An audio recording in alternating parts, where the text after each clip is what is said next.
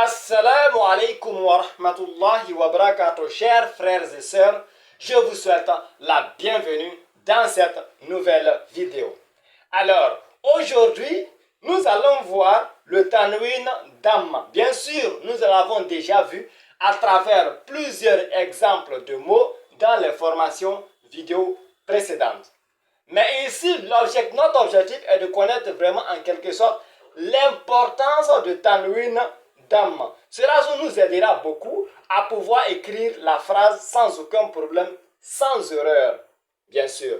Voilà pourquoi, parce que notre objectif, bien sûr, n'oubliez pas, c'est d'écrire. Donc, il faudrait, si toutefois l'intéressé veut écrire une phrase, il faudra bien sûr respecter les règles de l'arabe.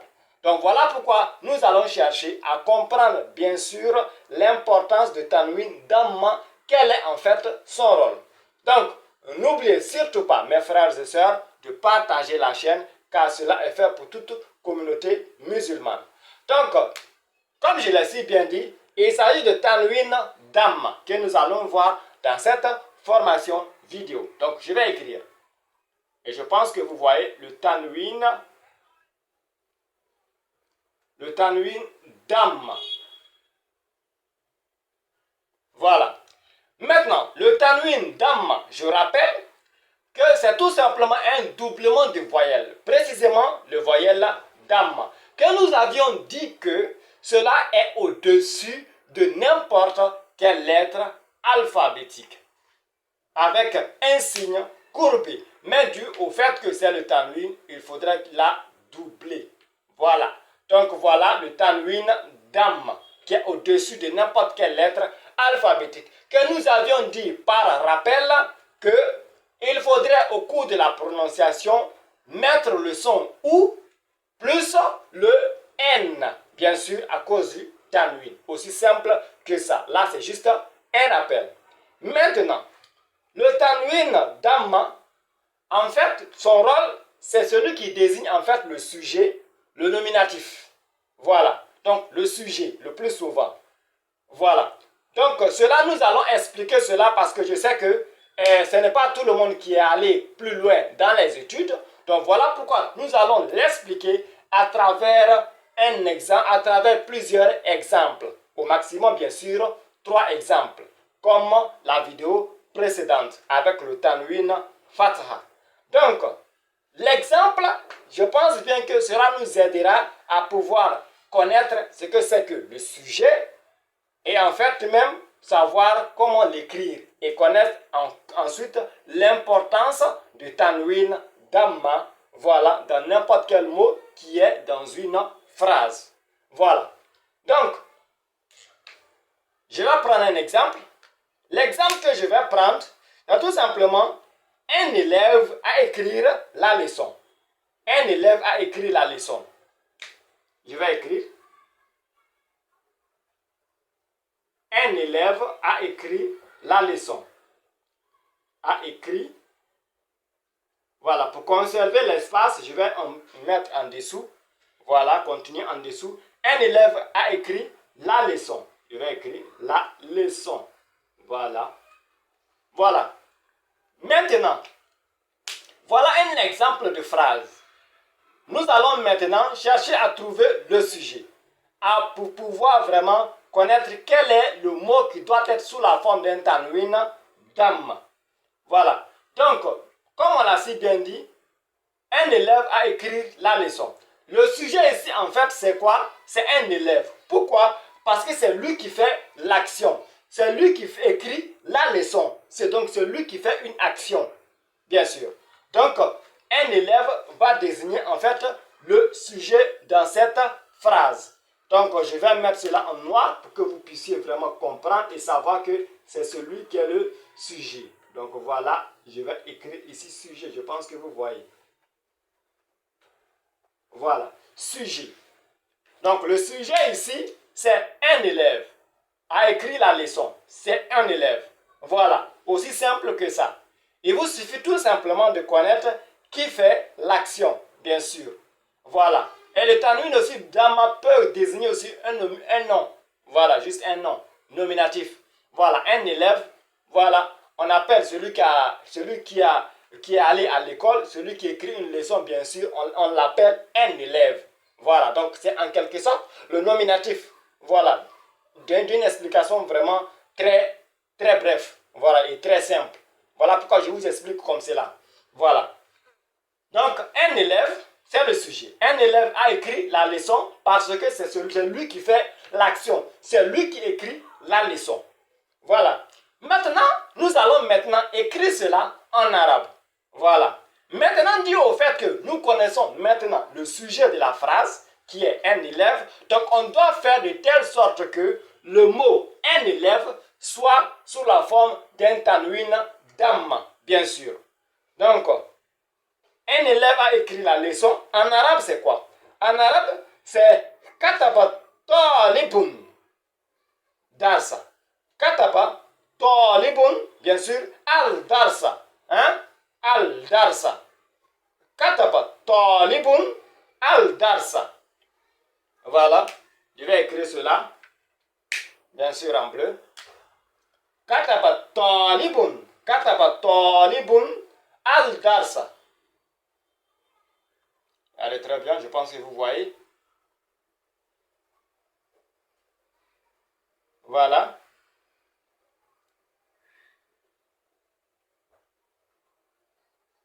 Voilà.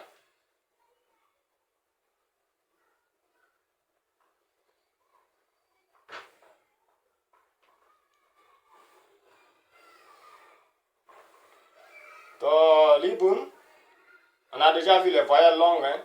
Voilà, on a déjà vu les voyelles longues. Donc ce n'est pas nouveau. Il vous suffit tout simplement d'aller regarder les vidéos précédentes. Aussi simple que ça. Voilà.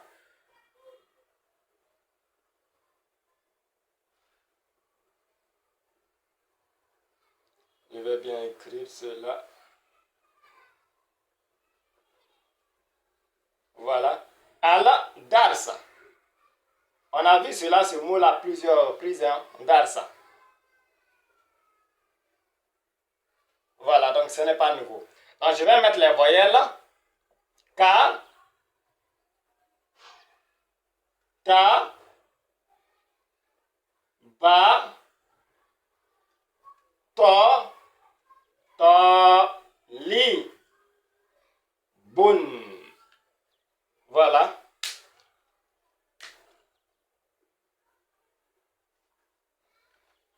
Le bun, ala darsa. Da, sukun, darsa. Voilà. Kataba talibun al darsa. Voilà. Vous voyez, là, le plus souvent, on peut ne pas vraiment mettre les voyelles. Bien sûr, c'est l'écriture normale. C'est l'écriture normale en arabe. On peut dire darsa, voilà. Mais al darsa. Pourquoi? À cause, parce que le al désigne ici le la. Hein? Voilà. On peut avoir la présence de cela, la présence de ça au cours de l'écriture, mais sans autant la prononcer. Cela dépend bien sûr le sens de la phrase. Le sens, je dis bien le sens de la phrase. Si toutefois nous savons qu'il n'y a pas de la, on peut l'écrire, on l'écrit sans pour autant la prononcer. On vient directement d'arsa, aussi simple que ça. Donc c'est juste une remarque, voilà, par rapport à ça que vous devriez faire. Donc ce n'est pas obligatoire de prononcer, bien sûr. Cela fait partie vraiment de l'écriture arabe, l'écriture normale de l'arabe.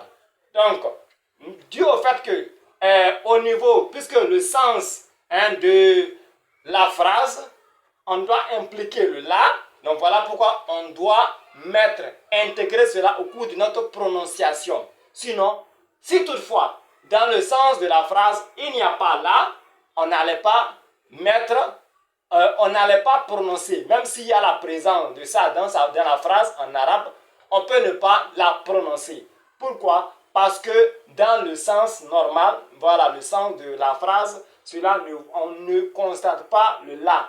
Voilà, donc on peut ne pas mettre. Voilà, donc c'est juste une remarque par rapport à cela. Kataba talibun darsa. Kataba talibun Pardon, al-darsa. Hein? Al-darsa. Voilà. On prononce al-darsa parce que un élève a écrit la leçon. La. Donc on prononce. S'il n'y avait pas le la, on ne prononce pas. On va directement la darsa. Voilà. Donc, nous allons maintenant désigner le sujet. Voilà. Vous voyez le sujet ici. Le sujet a pris ici la forme de tanwin damma à la fin. Voilà. Vous voyez là. Voilà. Voilà le sujet. Et le sujet, on a dit quoi? C'est un élève. Donc voilà, talibun veut dire un élève. Donc on doit faire de telle sorte qu'un élève soit sur la forme d'un tanwin damma. Aussi simple que ça. C'est tout ce que vous devrez comprendre. Dans la traduction, voilà. On n'a pas la compréhension ici de cette formation vidéo, c'est de connaître en fait le rôle de tanwin damma. Voilà, aussi simple que ça. Donc voilà, vous voyez l'importance de tanwin damma. Voilà pourquoi cette talibun, c'est devenu bun. Pourquoi? Parce que talibun, en fait, ici, est le sujet de la phrase. Aussi simple que ça. Voilà. Donc, pour pousser plus loin la compréhension, pour que la compréhension soit plus bien, nous allons encore ajouter un exemple de phrase. Comme, bien sûr, un homme s'est assis dans la mosquée. Un homme s'est assis dans la mosquée. Je dis bien, un homme s'est assis dans la mosquée. Je vais écrire cela. Un homme s'est assis dans la mosquée. Un homme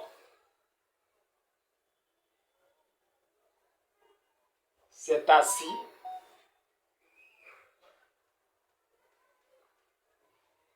dans la mosquée. Voilà. Un homme s'est assis dans la mosquée. Voilà, pour conserver vraiment l'espace, la mosquée. Voilà. Vous voyez là, un homme s'est assis dans la mosquée. Où est le sujet? Bien sûr, le sujet est quoi? Un homme. Parce que c'est lui qui est assis dans la mosquée. C'est lui qui fait l'action. Voilà. Puisque c'est lui qui fait l'action, donc voilà pourquoi un homme est le sujet. Et au cours de l'écriture, lorsqu'il faudra mettre cela en arabe, il faudra obligatoirement qu'un homme, le mot un homme en arabe soit sous la forme de tanwin damma. Voilà. Donc je vais entourer ça ici pour dire que c'est lui qui est le sujet et que c'est lui qui doit être sous la forme d'un tanwin damma. Donc nous allons mettre cela en arabe. En arabe, voilà. En arabe tout simplement, ne vous inquiétez pas par rapport aux autres règles. Nous allons tous voir les règles en arabe. Voilà. Mais concentrez-vous sur, bien sûr, l'objectif de la formation vidéo. Aussi simple que ça. Le reste, on verra cela au fil du temps. Aussi simple que ça. Voilà. Donc, en arabe, tout en sachant qu'un homme doit être sous la forme de tanwin damma parce que c'est lui qui est le sujet, c'est lui qui fait l'action, c'est lui qui est assis dans la mosquée. Donc, nous allons faire de telle sorte qu'un homme, comme je l'ai si bien dit, doit être sous la forme de tanwin damma. Je répète pour que vous puissiez vraiment comprendre. Voilà, je sais qu'il y a d'autres personnes qui comprennent rapidement, mais pour que tout le monde puisse être au même niveau de compréhension, voilà pourquoi je répète à maintes reprises. Donc, en arabe, c'est quoi? C'est Jalasa Rajulun. Hein? Jalasa Rajulun fi masjidi. Hein? Jalasa Rajulun. Jalasa Rajulun fi masjidi. Je vais écrire cela. Jalasa. Hein? Voilà, regardez très bien.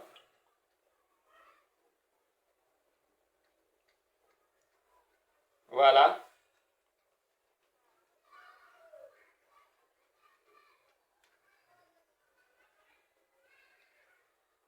Jalasa Rajulun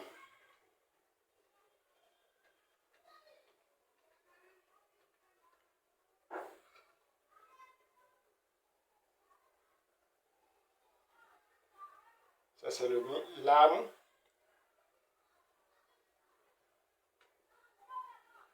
Voilà, fi al-masjid. L'écriture normale en arabe, c'est comme ça qu'il faudra écrire dans une phrase. Mais on peut prononcer comme on peut ne pas prononcer, comme je l'ai si bien dit, selon le sens de la phrase.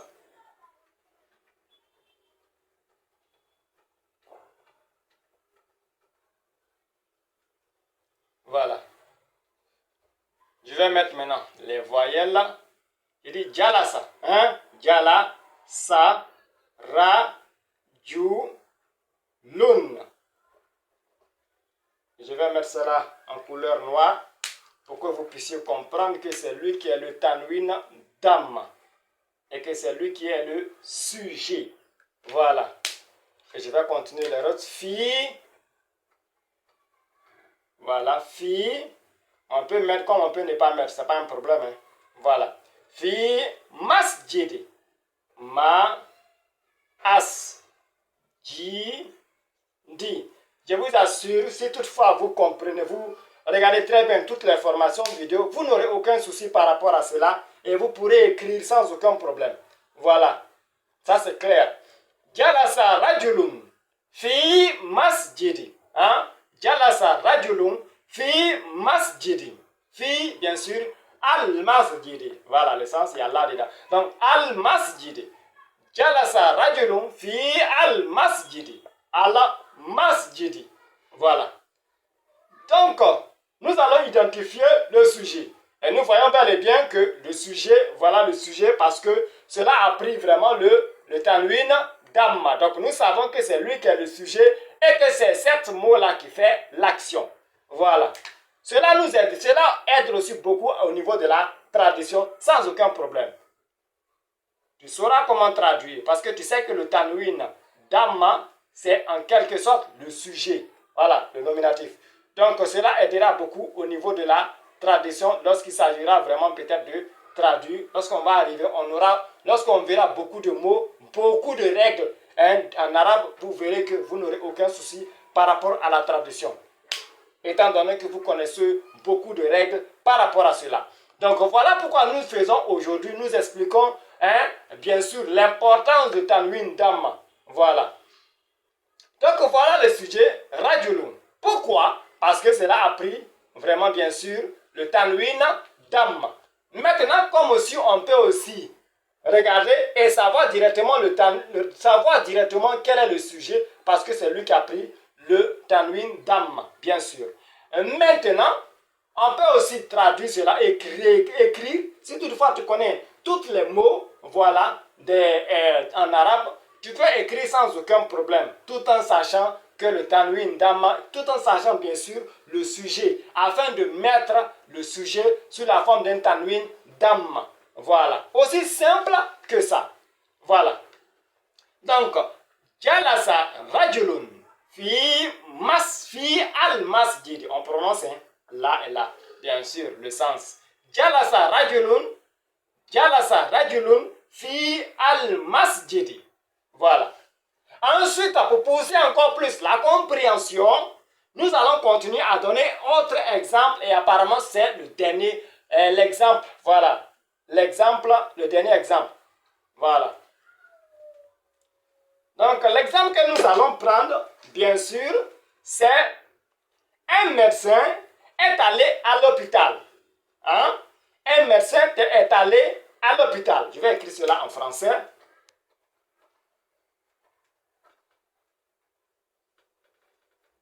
Un médecin hein, est allé à l'hôpital.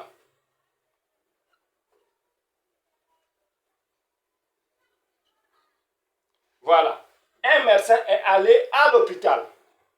Maintenant, pour connaître le sujet ici de la phrase, quel est le sujet? Bien sûr, le sujet c'est un médecin, parce que c'est lui qui est allé à l'hôpital. Voilà. Donc, voilà le sujet.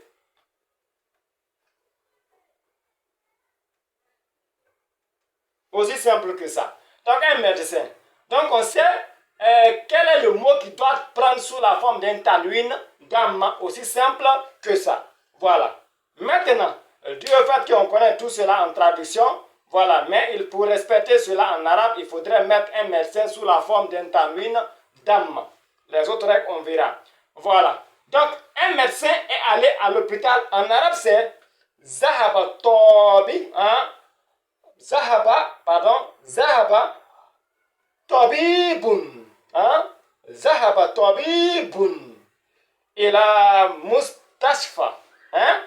Mustashfa. Zahaba Tabibun. Ila al. Hein? Ila al Mustashfa. Hein? Voilà. Bien sûr. Ila al Mustashfa. Hein? Mustashfa. Bien sûr. Zahaba Tabibun ila al Mustashfa. Il va écrire cela. Il allait très bien. Zahaba. Hein?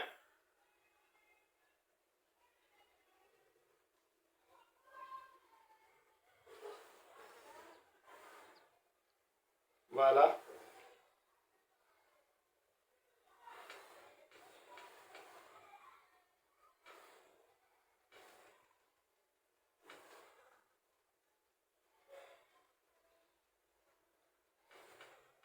Zahaba Tabibun. Hein? Voilà.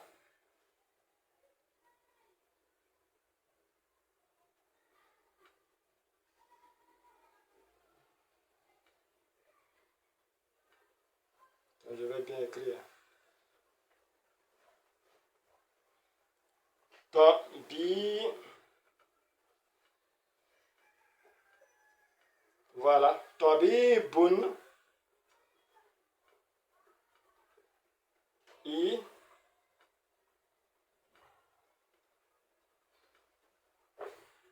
Et là, je vais écrire là. Je vais continuer ici. Voilà. Je vais écrire ici. Hein.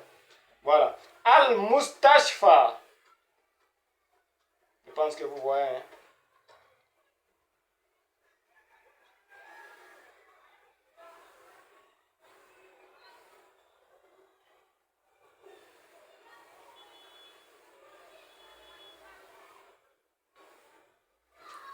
Ta.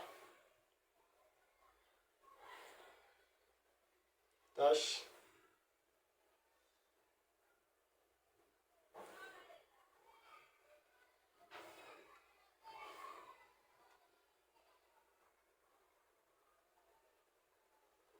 Voilà. Zahaba. Zahaba. Ta. Bi. Je vais mettre le voyelle long qu'on a déjà vu. Tabi bun. Je vais mettre ça aussi maintenant sous une autre couleur. Voilà. I la mus. Mu as. Le soukoun. Hein? Ta. H. Fa. Voilà. Zahaba tabibun ila al-mustashfa. Aussi simple que ça. Maintenant, où est le sujet? Voilà. Pourquoi? Parce que c'est lui qui est sous la forme de tanwin damma. Et aussi, comme je peux aussi écrire, tout en sachant que le médecin, le mot médecin doit être sous la forme de tanwin, bien sûr, damma. Et vous voyez, on prononce là al-mustashfa à cause de ce L apostrophe là. Voilà, cela dépend, je l'ai si bien dit, le sens de la phrase, cela dépendra vraiment de soit tu prononces ou pas. Mais c'est le sens normal, c'est le mot normal le mot normal en arabe, bien sûr, au cours d'une phrase. Voilà. Donc, au niveau de la prononciation du al, tu peux prononcer comme tu peux ne pas prononcer en fonction du sens de la phrase. Parce qu'il y a le L apostrophe, donc voilà pourquoi il faudrait prononcer cela. Al. al-mustashfa. Hein? Zahaba tabibun ila al-mustashfa. Hein? Voilà. Donc, je vais mettre cela sous la forme. Voilà, je vais désigner cela comme étant le sujet pour que vous puissiez comprendre. Voilà, donc voilà le sujet. Aussi simple que ça. Donc, Zahaba tabibun ila al-mustashfa. Aussi simple que ça. Donc, je pense bien que vous avez compris ce qu'on appelle le sujet et l'importance vraiment de tanwin damma au cours d'une phrase. En résumé, lorsqu'il s'agira d'écrire quelque chose, d'écrire une phrase en arabe, c'est aussi simple que ça. Il faudrait chercher à identifier si toutefois il y a le sujet, celui qui fait l'action, afin de pouvoir mettre cela sous la forme d'un tanwin damma. Aussi simple que ça. Donc, assalamu alaikum wa rahmatullahi wa barakatuh. Je vous souhaite bonne journée et bonne suite de programme.